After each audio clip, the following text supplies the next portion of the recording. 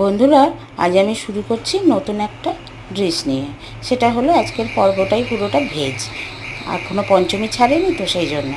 তো তার মধ্যে থাকছে ধনিয়া বেগুন ভাজাভুজি, আর সাদা আলুর তরকারি, লুচি, আর খিচুড়ি কালকের ভোগের আছে। তো ভোগের খিচুড়ি তো সবসময় আলাদাই টেস্ট থাকে, সেই জন্য সেটা বাসি হলেও খেতে ভালো লাগে। তা এই হলো আমার মেনু, তার সঙ্গে তো মিষ্টি আছে। আর এই ধনিয়া বেগুনটা নিয়ে আমি একটু বলতে চাই। তা হলো, এটা আমার এক ব্লগার দিদির কাছ থেকেই শেখা। তো তিনি অনেক নতুন নতুন আইটেম করে, সেখান থেকে আমি এটা নিয়ে করেছি। ভালোই টেস্ট হয়েছে, তোমরাও ট্রাই করে দেখতে পারো। টাটা।